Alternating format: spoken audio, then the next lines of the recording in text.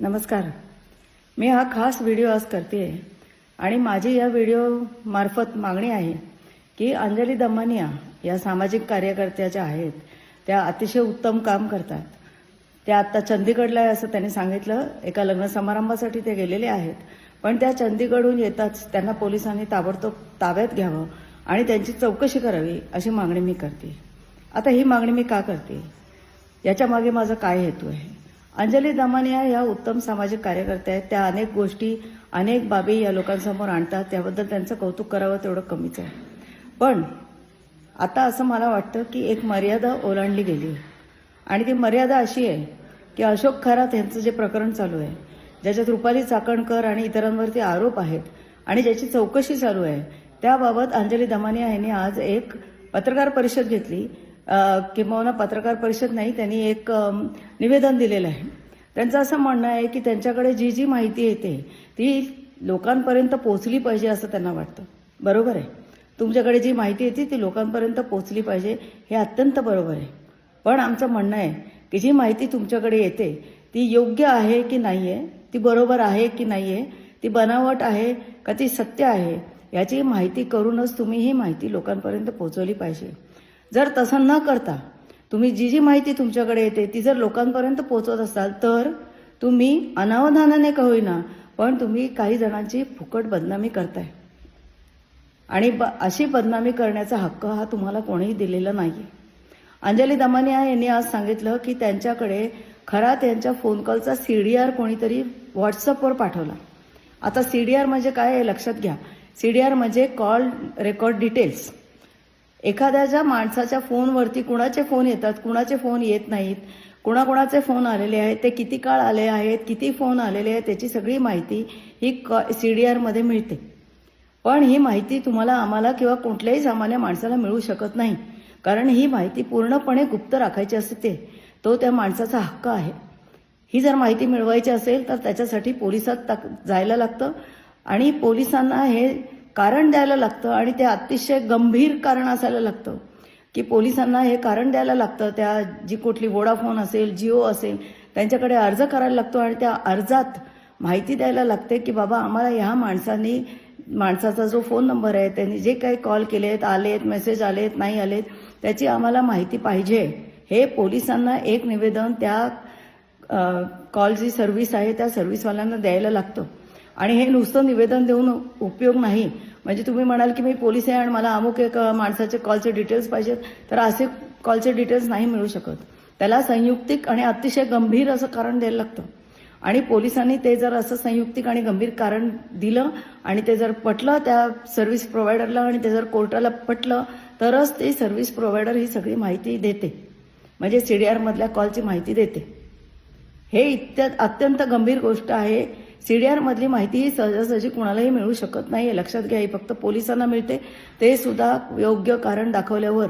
असं असूनही कोणतरी एक माणसाने अंजली दमानिया यांना व्हॉट्सअपवर खरात यांच्या CDRची सगळी माहिती कळवली. आता हा माणूस कोण आहे हे अंजली दमानिया म्हणतात, मला हा माणूस कोण आहे हे माहिती नाही. याचा अर्थ हे जे CDRची माहिती तुम्हाला पाठवलेली आहे ती खरी आहे का खोटी आहे हे तुम्हाला माहिती नाही. याचा अर्थ ह्या माहिती खरी आहे का खोटी याची शहानिशा तुम्ही केलेली नाही, कारण ज्या माणसाने तुम्हाला ही माहिती पाठवली त्या माणसाबद्दलच तुम्हाला माहिती नाही. मग तुम्ही असं म्हणता की ही जी सगळी माहिती मला आली आहे, CDRची सगळी माहिती, ती मी SIT कडे दिली, अत्यंत योग्य केलं. याच्या पुढे हा CDRची ही जी माहिती आहे ती योग्य आहे का अयोग्य आहे, ती बनावट आहे का सत्य आहे, ही सगळी माहिती काढणं हे SITचं काम आहे. आणि ती जी CDR मध्ये माहिती आहे त्याचा सगळा उकल करणं हे सगळं काम हे SITचं आहे. हे अंजली दमानिया तुमचं हे काम नाही. तुम्ही SIT कडे माहिती दिलीत, हे अत्यंत योग्य केलं आणि तिथे तुम्ही थांबायला पाहिजे. पण तिथे तुम्ही न थांबता ही जी CDR मधली माहिती आहे त्याची शहानिशा न करता, ते कोणी माणसांनी पाठवली आहे त्याची पण तुम्हाला माहिती नसताना ही माहिती खरी आहे का खोटी आहे याची तुम्ही काही दखल न घेता थेट तुम्ही ही माहिती सगळ्या लोकांपर्यंत पोहोचवलीत. कुठल्या अधिकाराने तुम्ही माहिती पोहोचवलीत आणि त्याच्यात तुम्ही आरोप केलेले आहेत. त्याच्यात तुम्ही रुपाली चाकणकर यांनी 177 कॉल्स हे खरातांना केले असं तुम्ही म्हटलेलं आहे. त्यांच्या बहिणीने किती कॉल्स केलेत ते तुम्ही म्हटलेले आहेत. इतकंच नाही तर एकनाथ शिंदे जे आपले उपमुख्यमंत्री आहेत त्यांनी खऱ्या तंदात आणि त्यांचे 17 कॉल्स झाले. एवढं सांगून पण तुम्ही थांबलेला नाहीत. तर तुम्ही रुपाली चाकणकर ह्या 33,000 मिनिटं खरातांशी बोलल्या हे तुम्ही सांगितलं.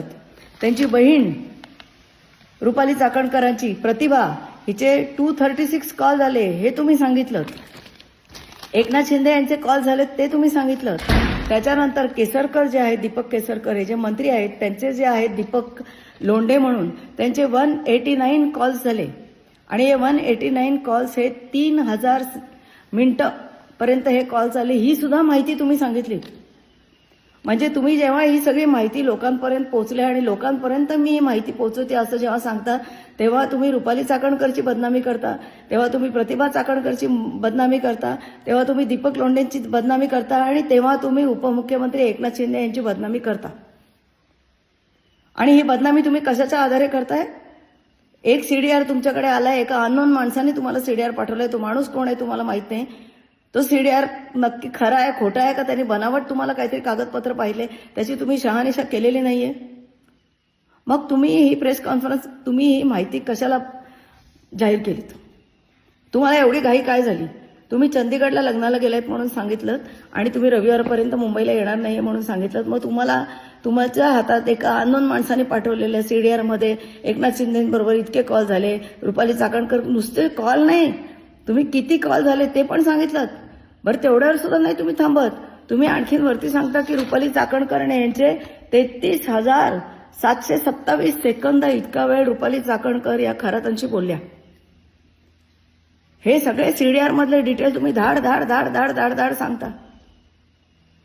आणि हा सीडीआर खरा आहे की रे हे तुम्ही सांगू शकता का? तुम्हाला ज्या माणसाने सीडीआर पाठवला त्या माणसाची ओळख तुम्ही सांगू शकता का? तो माणूस खरा आहे का खोटा आहे ते तुम्ही सांगू शकता का? हा सीडीआर योग्य माणसा पद्धतीने आणि कायदेशीर पद्धतीने मिळवलाय का नाही मिळवलाय हे तुम्ही सांगू शकता का? या कुठल्याही प्रश्नाची उत्तरं तुम्ही देऊ शकत नसताना तुम्ही डायरेक्ट प्रेस कॉन्फरन्स घेता आणि अशी माहिती सगळी उघड करता. लोकांपर्यंत माहिती पोहोचवायला पाहिजे का? निश्चित माहिती पोहोचवायला पाहिजे, पण ती माहिती बरोबर आहे, ती माहिती योग्य आहे, ती योग्य पद्धतीने योग्य कायदेशीर पद्धतीने मिळवलेली आहे याची खात्री केल्यानंतर तुम्ही जर ही सगळी माहिती दिलेली असते तर लाजवाब, हॅट्स ऑफ टू यू. पण हे सगळे कष्ट न घेता तुम्ही ती सीडीआर एसआयटीकडे पाठवलीत. इथपर्यंत न थांबता थेट तुम्ही आता एक प्रेसला सगळं सांगून टाकलं आणि एक खळबळ माजवलीत. याला तुम्ही जबाबदार आहात. अंजली दमानियाताई याला तुम्ही जबाबदार आहात आणि तुम्ही एक जबाबदार नागरिक असताना हे अशा अयोग्य गोष्टी करतात. आणि त्यामुळे माझी अशी मागणी आहे की अंजली दमानिया या चंदीगडहून आल्या की त्यांना ताबडतोब पोलिसांनी ताब्यात घेतलं पाहिजे आणि त्यांना विचारलं पाहिजे की तुम्ही या सगळ्यांची बदनामी कशाच्या आधारे केली. हा सीडीआर तुम्हाला पाठवलाय त्याची तुम्ही शहानिशा केली होती का नव्हती केली? ज्या माणसाने हे सीडीआर पाठवलाय तो माणूस तुम्हाला माहिती नसताना या सीडीआर मधली माहिती, कथित माहिती तुम्ही अशी उघड का केलीत? हे सर्व प्रश्न हे पोलिसांनी अंजली दमानिया यांना विचारले पाहिजेत. अंजली दमानिया तुम्ही उत्तम सामाजिक कार्यकर्ता आहात, पण काही काही वेळेस आपल्या हातून सुद्धा मर्यादेचे उल्लंघन होते आणि मला असं वाटतं की इथे मर्यादेचे उल्लंघन झाले आणि मला आता याच्यात राजकारणाचा वास पण यायला लागला. आणि त्यामुळे तुम्हाला जशी तुमच्या प्रश्नांची उत्तरं पाहिजेत आणि तुम्हाला जसं सगळ्या लोकांपर्यंत पोहोचवायचं आहे तसं मलाही माझ्या प्रश्नांची उत्तरं पाहिजेत की तुम्ही ही घाई का करता? शहानिशा न करता लोकांची बदनामी करण्याचं आणि असं सगळ्या या गोष्टी माहिती न घेता, खात्री न करून घेता, खऱ्या खोट्याची माहिती न घेता तुम्ही असं उघड का करता? या प्रश्नाचं उत्तर मलाही पाहिजे. धन्यवाद. जय हिंद, जय महाराष्ट्र.